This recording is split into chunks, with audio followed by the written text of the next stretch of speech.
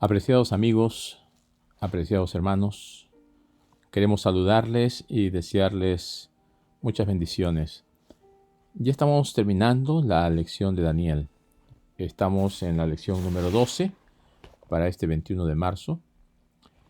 Esta lección se titula Del norte y el sur, a la tierra hermosa.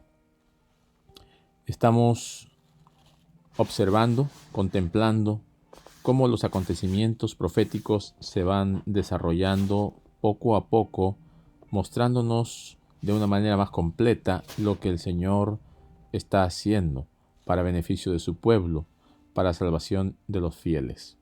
Por eso queremos pedir la unción del Espíritu Santo al repasar estas lecciones y queremos que Dios ilumine nuestras mentes, abra nuestro entendimiento y nos ayude a conocer mejor el tiempo en el que estamos viviendo. El versículo para esta lección se encuentra en Daniel 11:35. Dice: también algunos de los sabios caerán para ser depurados y limpiados y emblanquecidos hasta el tiempo determinado, porque aún para esto hay plazo. Daniel 11 nos muestra que va a haber un tiempo cuando los fieles serán perseguidos, serán puestos en dificultades. Todas estas cosas van a ir purificando y van a ir emblanqueciendo a aquellos que perseveren, que queden hasta el final. Pero el Señor no permitirá que sus hijos fieles en el tiempo del fin perezcan. Habrá un grupo que se le conoce como el remanente, los fieles, los que han perseverado hasta el último, y entonces ellos alcanzarán a ver a Jesús sin conocer la muerte. El Señor quiere que cada uno de nosotros estemos preparados para esos momentos. No sabemos si estaremos vivos o no sabemos si estaremos en el descanso, pero sea cual sea la condición, ahora es el tiempo de estar preparados y es el tiempo de estar listos. El Señor va a venir a buscar a sus hijos fieles y Él quiere que cada uno de nosotros vayamos depurando, que vayamos limpiando, que vayamos emblanqueciendo nuestra vida mientras haya oportunidad. El capítulo 11 mantiene el paralelismo profético con los libros anteriores que hemos estado estudiando. Daniel 2, Daniel 7, Daniel 8, Daniel 9 y Daniel 11 son libros proféticos, ¿no?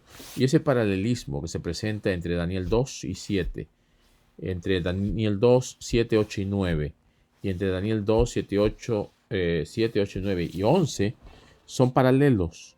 Allí se va dando información adicional, un poquito más cada vez para que vayamos entendiendo y vayamos comprendiendo la profundidad de todo ese misterio que ha estado oculto por siglos y que el Señor ha querido revelarlo a nosotros para que conozcamos lo que ha de acontecer en el tiempo del fin.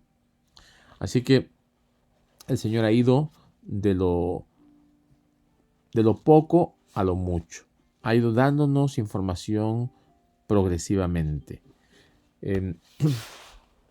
Aquí nos muestra también cómo Daniel va percibiendo, tal vez no entiende completamente, pero él va percibiendo lo que el Señor le va mostrando y él va registrando todo esto, porque el Señor le dice que todo esto debe quedar para el tiempo del fin, para que nosotros ahora podamos abrir este libro que ha sido quitado los sellos y que nuestro Señor Jesucristo ha visto a bien revelarlo a nosotros para que estemos apercibidos y conozcamos el reloj profético. Así que aquí aparece una sucesión de potencias opresoras. En el capítulo 11 vamos a ir viendo, al igual que en los capítulos anteriores, esta vez comienza con el imperio de los medo-persas, porque ya como hemos visto en la profecía anterior, ya Babilonia había sido destruido, entonces los medo-persas estaban ellos en el poder y de allí comienza. Recordando un poquito el esquema profético, que al final de todo termina con un final feliz, porque sabemos el fin del principio. Daniel 2 encontramos allí la revelación a través de la estatua, pero el clímax es cuando aquella piedra no cortada con mano cae sobre los pies de la estatua. Esa es la parte central, es la parte importante, cómo Dios nos dice que toda esta historia del mundo va a terminar con la segunda venida de Cristo. En Daniel capítulo 7 se presenta al Hijo del Hombre que recibe el reino, ¿no? No se ve a Jesús viniendo, pero se le ve pasando de un lugar a otro en el cielo, lo cual nos muestra que el Señor comienza una obra de juicio, comienza ese juicio investigador, ese juicio a través del cual se va determinando quiénes serán los que se salven. El Señor tiene la potestad de hacerlo y Él lo va a hacer de manera transparente y de manera justa. En Daniel 8 y 9, la parte central, el clímax, es la purificación del santuario. El santuario se purifica no en la tierra, sino en el cielo. Allí donde nuestros pecados, una vez confesados, han sido presentados. Y entonces, al terminar esa obra de juicio, entonces se purifica el santuario. Y el Señor ha de salir del santuario para venir a realizar el juicio final, el juicio ejecutivo, recoger a sus hijos y rehacer toda la obra que fue dañada por el enemigo. Así que entonces Daniel 11 comienza con los reyes persas. Aquí presenta a Ciro y luego a Cambises, al falso Esmerdis y a Darío. Y por último el cuarto rey que presenta, que iba a ser muy rico y muy poderoso, es Jerjes. Así que estas presentaciones de los reyes persas nos muestra el contexto histórico para ver y ubicarnos de manera definida. No es difícil luego reconocer a Alejandro Magno, ¿no?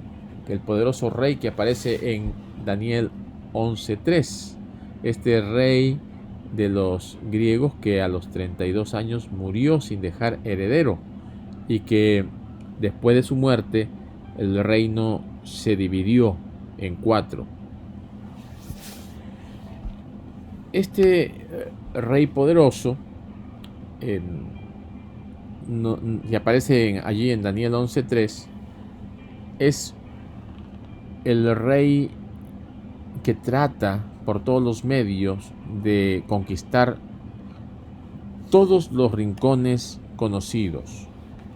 Ahora, cuando su reino se divide porque Alejandro Magno muere, el reino se divide entre los 4 generales, Casandro, Lisímaco, Seleuco y Ptolomeo, y mientras ellos están allí, hay 2 que tienen mayor fortaleza, ¿no? Aquí nosotros vamos viendo cómo la Biblia presenta las profecías de tal manera que la historia lo confirma. La historia confirma lo que el Señor nos muestra proféticamente. Dios es el Señor de la historia. Dios está al control de todo. Y lo que estamos viendo en el lenguaje profético está corroborado por la historia. Así que después de la muerte de Alejandro Magno, su reino se dividió en 4. Pero 2 de ellos tenían más poder y tomaron a los otros 2, ¿no? Seleuco estaba en Siria, en lo que se conoce como el norte, y Ptolomeo se quedó pues en Egipto, al sur. Y estos son los que comenzaron a tener control. Los otros 2 fueron absorbidos. Lograron establecer estas dinastías que lucharon por poder. Y aquí donde se conoce pues el rey del norte y el rey del sur.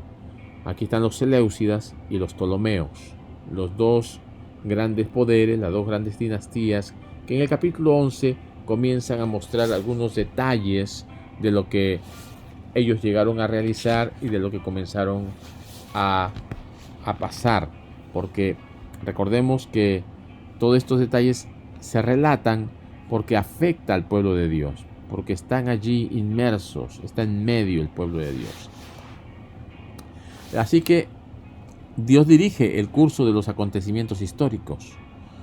Además, Dios puede dirigir también la vida nuestra si se lo permitimos, así como el Señor ha guiado a aquellos que se lo han permitido. El Señor está al control de las cosas de este mundo. El Señor guía los acontecimientos para beneficio y para salvación de aquellos que lo desean, o sea, que acepten a Dios como su Salvador. En el libro de Daniel 11:16 vamos a leer lo que dice aquí. La palabra de Dios dice: y el que vendrá contra él hará su voluntad, y no habrá quien se le pueda enfrentar, y estará en la tierra gloriosa, la cual será consumida con su poder. Aquí encontramos una descripción de una transacción para alcanzar el poder de los reyes helenísticos a la Roma pagana, ¿no? Y el que vendrá con él hará su voluntad, dice, y no habrá quien se le pueda enfrentar, y estará en la tierra gloriosa, la cual será consumida en su poder. Y como hemos mencionado, la tierra gloriosa se refiere a Jerusalén, un lugar donde existió el antiguo Israel. Y el nuevo poder que toma ese lugar es la Roma pagana. El mismo acontecimiento también se describe en la expansión horizontal del cuerno pequeño que llega hasta la tierra gloriosa, allá en Daniel capítulo 8. Entonces resulta claro que el poder a cargo del mundo en este momento es la Roma pagana. Roma pagana es la que está comenzando ahora a tener hegemonía, la que está comenzando a controlar el mundo.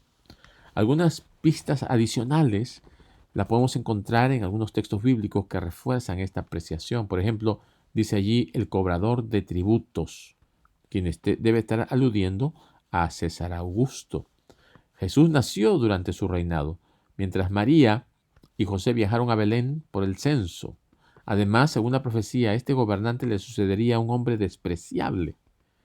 Según muestra la historia, el sucesor de Augusto fue Tiberio, un hijo adoptivo de Augusto, y se sabe que Tiberio fue una persona excéntrica y vil, y Jesús fue crucificado durante el tiempo de Tiberio. Así que todas estas cosas encajan, pues, las cosas proféticas con las cosas históricas. Ahora, si avanzamos un poquito más, vamos a ver que la siguiente potencia que viene, allí lo menciona Daniel 11, 29 y 30, a lo cual vamos a leer. Dice: al tiempo señalado volverá él al sur, mas no será la postrera venida como la primera, porque vendrán contra él naves de Quitim, y él se contristará y volverá, y se enojará contra el pacto santo, y hará según su voluntad. Volverá pues y se entenderá con los que abandonen el santo pacto. Aquí vemos que surge un poder nuevo, ya no un poder solamente político, sino ahora podemos darnos cuenta que es un poder político religioso. Y este viene inmediatamente después del Imperio Romano. Vemos algunas características, ¿no? La primera, por ejemplo, dice: se enojará contra el pacto santo. Esta debe ser una referencia al pacto de salvación de Dios con aquellos que lo aceptan, pero que este rey se opone. En segundo lugar, este rey exhibirá fuerzas que profanarán el santuario, ¿no? Y que quitarán el continuo sacrificio, imponiendo pues sus tradiciones y sus prácticas que van contra el santuario, queriendo imponer sus tradiciones humanas y paganas. En tercer lugar, dice allí que como consecuencia de su ataque al santuario, este poder pone la abominación desoladora en el templo de Dios. O sea, la expresión paralela, ¿no?, a prevaricación asoladora apunta a los actos, y debemos subrayar, apostasía y rebelión de este cuerno pequeño. O sea, va contra la palabra de Dios, va totalmente opuesto a lo que Dios ha designado para su pueblo. Y diciéndose ser un pueblo religioso, está llevando a todo la feligresía por caminos extraviados, hacia una apostasía y hacia una rebelión. Luego también dice que algunos de los sabios caerán para ser depurados y limpiados y emblanquecidos hasta el tiempo determinado, dice Daniel 11:35. Esto nos recuerda pues al cuerno pequeño que derribó parte del ejército, alguna de las estrellas y las pisoteó. Tiempo de persecución, tiempo de inquisición, tiempo de matar, tiempo de oscuridad espiritual y todas estas cosas con la finalidad de destruir lo que Dios había establecido. Por último, también dice, este rey hará su voluntad y se ensoberbecerá y se engrandecerá sobre todo Dios, y contra el Dios de los dioses hablará maravillas y prosperará hasta que sea consumada la ira. Y por encima de todo hablará palabras contra el Altísimo. O sea, buscará que su dominio sea universal, buscará controlar por la fuerza, buscará no solamente el control religioso, sino también político. Y cuando el control político y religioso se sumen, se aunan, entonces allí es donde va a haber un control opresor, destructor. Ya Cristo estará a las puertas, por supuesto. Luego viene pues el tiempo del fin, los acontecimientos finales. Ya cuando el tiempo del fin está a las puertas, ya se ve lo último, pues, ¿no? Las últimas frases nos ayudan a entender, por ejemplo, tiempo del fin es la expresión que aparece en Daniel 8:17 y Daniel 11:35 y en Daniel 11:40, como también en Daniel 12:4 y 9. La exploración de las profecías de Daniel indican que el tiempo del fin se extiende desde la caída del papado, que fue en el año 1798, cuando fue tomado preso el papa por el general Berthier, hasta la resurrección de los muertos, según Daniel 12:2. Este período es conocido como el tiempo del fin, según el libro de Daniel. Luego se presenta el rey del norte, que en primer lugar, como hemos visto, está refiriéndose al territorio de los Seleucidas. Más adelante lo toma la Roma pagana, pero finalmente lo controla la Roma papal. Por tanto, no describe una ubicación geográfica, sino al enemigo espiritual del pueblo de Dios, a quien nosotros deberíamos tener en consideración, porque es este poder el que va a falsificar al Dios verdadero, el que va a imponer tradiciones y contra el cual nosotros tenemos que estar alertas para no caer en los engaños y tampoco en la provocación. Luego se menciona al rey del sur. En primer lugar también se refiere a la dinastía de los Ptolomeos allá en Egipto, al sur de la Tierra Santa, pero a medida que transcurre la profecía, entonces ahora se va transformando en un grupo de ateos. Como dice Elena G. de White en El conflicto de los siglos, página 273, ella hace un comentario relacionado a Egipto y dice: esto es ateísmo. Esto se refiere al ateísmo. Así que el reino del norte, la Roma papal con sus tradiciones, el reino del sur, el ateísmo. Estos dos son los que van a tratar de imponerse, porque ustedes van a ver el reino del norte y el reino del sur, y en medio estaba la tierra prometida, Jerusalén. Así también nosotros vamos a estar entre el ateísmo y entre el catolicismo papal apóstata. Vamos a estar allí apretados, vamos a estar allí tratando de que desaparezcamos, pero el Señor quiere que estemos firmes, ¿no? Ahora se hace la mención del monte glorioso y santo, que en antigüedad, en el Antiguo Testamento se refería a Sión, pero después del Nuevo Testamento se refiere al pueblo de Dios, ¿no? De manera simbólica. Cuando se habla del monte glorioso, el monte santo, se refiere a los fieles, lo cual indica que el pueblo de Dios está por todo el mundo. Los fieles están desplegados por todas partes. El rey del sur ataca al rey del norte. O sea, la Revolución Francesa, con su ateísmo, intentó erradicar la religión y derrotar al papado, pero fracasó. Entonces el rey del norte ahora ataca y derrota al rey del sur. Las fuerzas de la religión encabezadas por el papado y sus aliados finalmente vencerán a las fuerzas del ateísmo y formarán una coalición contra el enemigo derrotado. Pero veamos, el ateísmo va a ser derrotado, pero se va a tratar de imponer una religión falsa. Edom, Moab y la mayoría de los hijos de Amón escaparán, dice. Algunos de los que no se cuentan entre los del verdadero pueblo de Dios se unirán al redil a la última hora. Son hijos de Dios, pero que han estado en diferentes lugares, en diferentes partes, pero que al final oirán la voz del Señor y vendrán al redil. El rey del norte se prepara para atacar el Monte Santo, pero llegará a su fin. Las fuerzas del mal serán destruidas y se establecerá el reino de Dios. Vamos a hacer un resumen, mis queridos amigos. Daniel 11 mantiene un paralelismo profético con los capítulos 2, 7 y 8 y 9. Así que es la misma profecía presentada de diferentes maneras. Primero con una estatua, el segundo con las bestias inmundas, el tercero con los animales del sacrificio del santuario, y la cuarta presentación es con seres humanos, con personas, con el rey del norte, con el rey del sur, con el rey majestuoso allí de Alejandro Magno, y de esta manera lo presenta. Segundo lugar es, las potencias mundiales están siempre oprimiendo al pueblo de Dios. Hay una constante.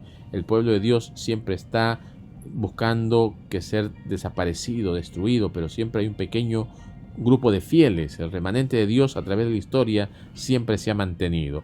El capítulo 11 comienza con los reyes persas y al rey del norte atacando al monte de Dios, y batallas sucesivas entre el rey del norte y el rey del sur, y su efecto en los fieles es lo que hace que el Señor actúe para proteger a estos fieles.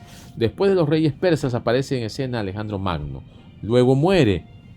Su reino se divide entre sus 4 generales. 2 prevalecen: Seleuco al norte, Ptolomeo al sur. Y luego, entonces, surge un poder no solamente religioso, sino político, que es la Roma pagana. Y mientras que la Roma pagana está controlando, se va desarrollando el cuerno pequeño, que ahora sí es un poder religioso que trata de imponer la religión a la fuerza, porque también tiene el poder político y el poder religioso. Así que el pueblo de Dios está en medio de todo esto. Y cuando Roma surge e invade la tierra gloriosa, se apodera de todo el imperio helenístico, o sea, el imperio griego. Y cuando surge esta nueva Roma, que tiene un poder político, es sin duda ese cuerno pequeño. Se opone a los fieles, se hace pasar por Dios, se preparan los acontecimientos pues para recibir al Mesías. Estamos ya en los tiempos finales de la historia del mundo. Las señales muestran la acción del papado dirigidos por el dragón, y ya el Señor Jesucristo está a las puertas. La próxima semana terminaremos la última lección y allí podremos ver el final de toda esta historia, cómo el Señor triunfa y los fieles también triunfarán con Él. Que el Señor te bendiga y que Dios te acompañe al estudiar la palabra de Dios y que sea de bendición para tu vida espiritual.